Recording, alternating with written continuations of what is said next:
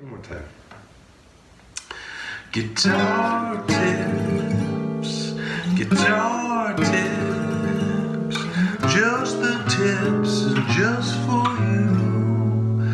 Guitar tips. Hello and welcome to Guitar Tips. My name is Adam Levy. This is my weekly video blog series. I post a brand new guitar tip here each and every Friday, even when I'm on holiday in beautiful Tuscany, where I am right now as I record this. Thanks for tuning in. This week's guitar tip is Django Reinhardt is for everybody. That's right, Django Reinhardt is for everybody.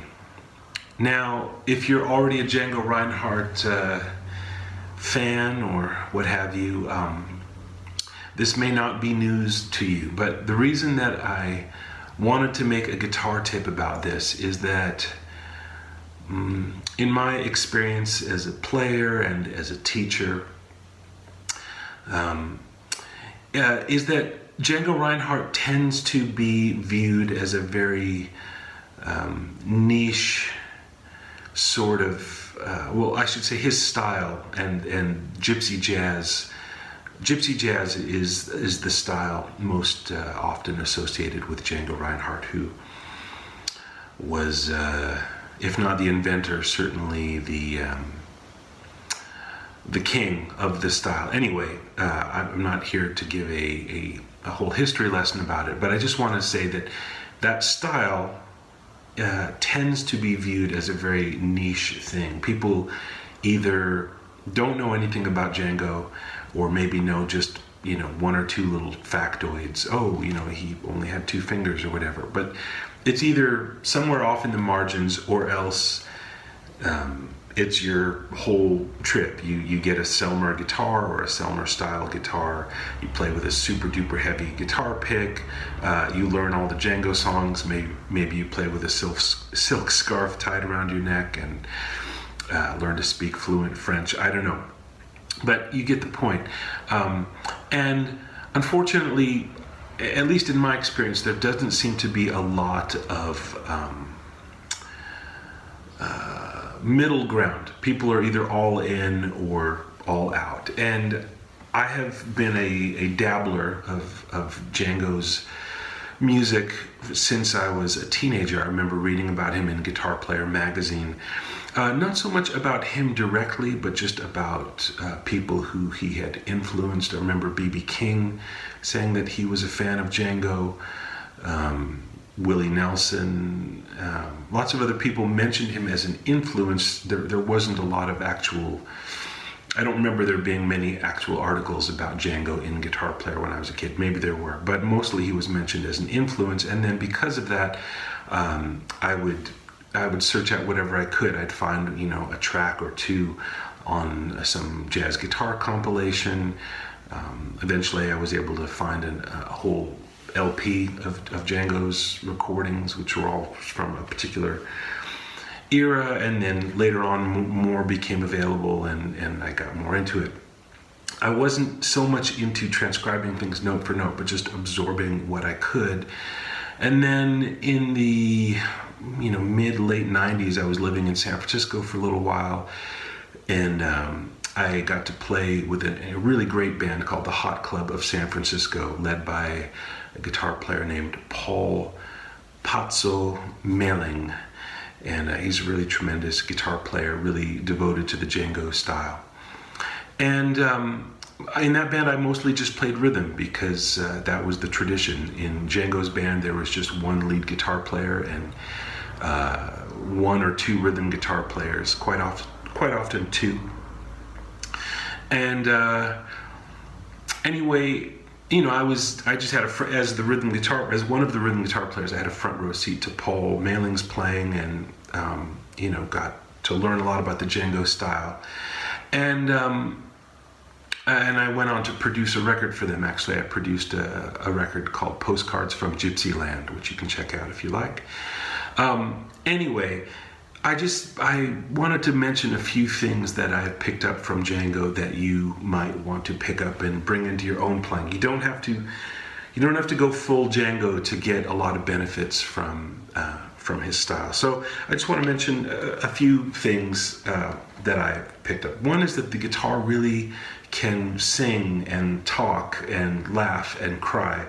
Django, of course, could play lots and lots of steady eighth notes at all kinds of fast tempos. That was not a problem.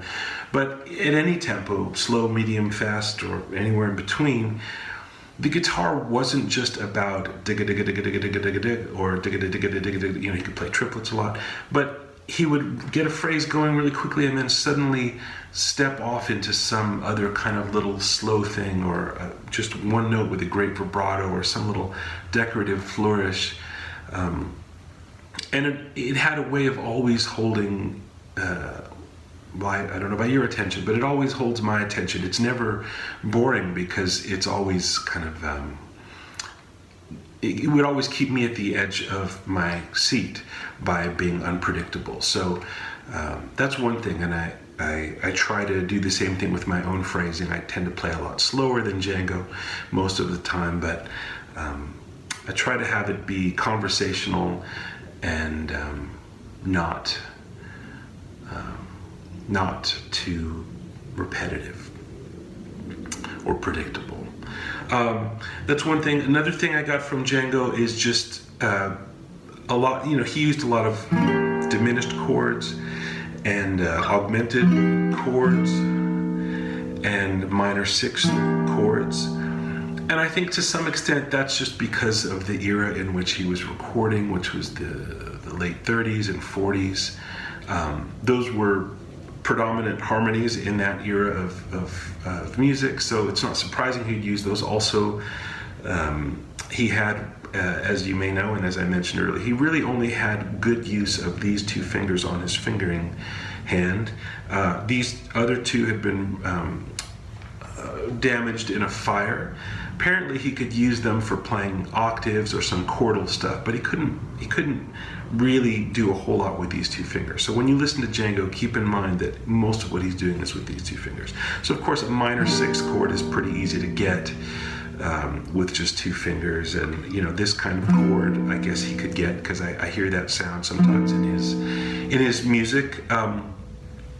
But these are sounds that have kind of been tossed out, I think, in today's world as old-fashioned or, old-fashioned basically. And if we think of diminished licks, they tend to be more kind of, I don't know, New England conservatory, very wandery, chromatic-y. I can't even play you an example because I'm not really good at that style of playing off of diminished licks. But Django could even just play up a diminished arpeggio, and somehow it didn't sound old-fashioned. I guess my point is to maybe go back and re-examine some of these kind of harmonies and see if there's not something in here that you could use for your own musicality, even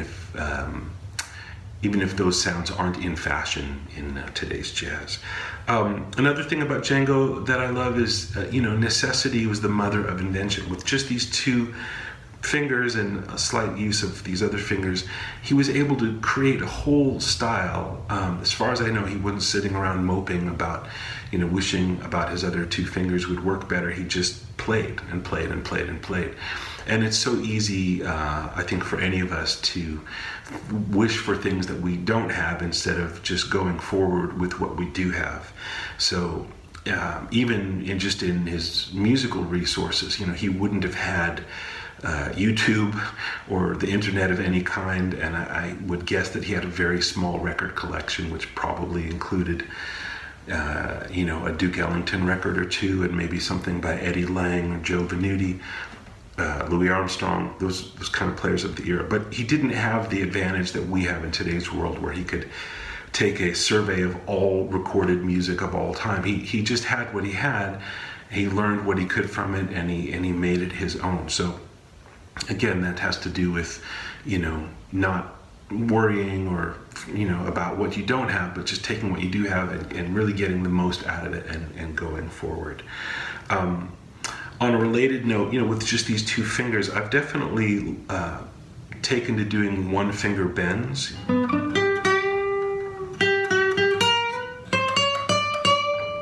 And sorry, one finger bend specifically with my first finger.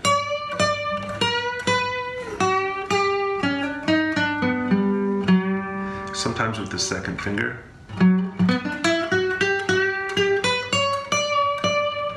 Because remember, he didn't really have the ability to do the bending with the third or fourth finger, which is the fingers that most of us use when you play,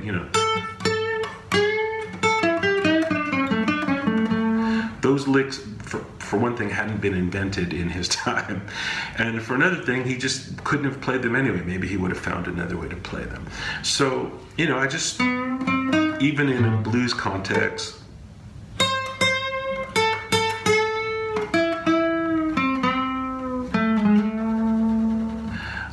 sometimes I take some little, Django bits into that world. And then the last thing I just wanted to mention, I have a few notes here of just things. I guess two more things really. One is that for most of his career he played acoustic guitar. Towards the end he did record somewhat some things on electric guitar, but just to say that electricity is a lot of fun. I love to play electric guitar. I do think of that as my main thing. But there's so much cool stuff you can do with the acoustic guitar that doesn't have to sound like, folk music and, simple chords. He played in a very sophisticated way with a pick on the acoustic guitar. If you want to hear some incredible music, look up Django's improvisations. I think there's 5 of them. There's improvisation number 2, improvisation number 3, parts 1 and 2, improvisation number 4, improvisation number 5. Maybe there's 6. I can't recall. You can find those on YouTube or wherever you can find them. So inventive, so incredible. You just can't believe a guy with a flat pick and 2 fingers is making all that music by himself. It's just superb. And on a related note, the last thing I want to say is Djangos Tunes. I just looked on Wikipedia and he's credited to over 100 compositions, which is just a staggering amount of music considering the relatively short amount of time that he recorded. He passed away in 1953. Anyway, a lot of those tunes are just so great and fun to play. I mean, his most famous piece is called Nuage. Goes a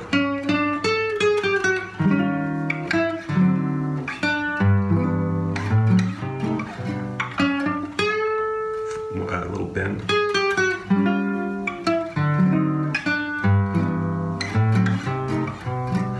And it goes on. It's a beautiful piece of music. I like to play that one. I play a piece of his called Fleur d'Ennui. When I sit around the house, a lot of times I like to play his tunes, and this comes back to the original idea that Django is for everybody.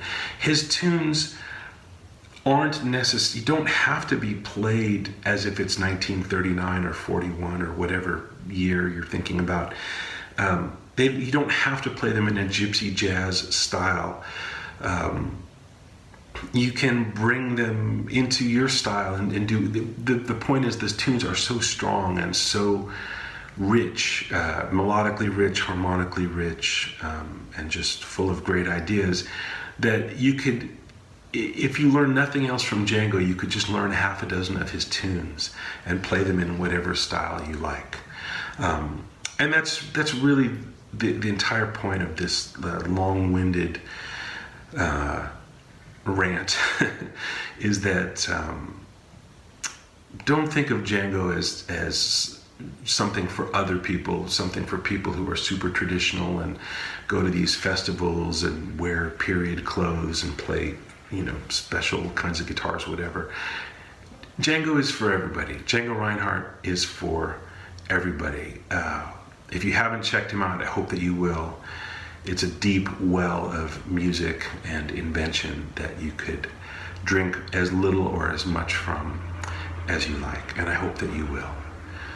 Thanks again, as always, to Martin Guitar Strings for their support of Guitar Tips, and thanks to you for being here. From somewhere in Tuscany, I am Adam Levy. Until next week, stay tuned and take good care.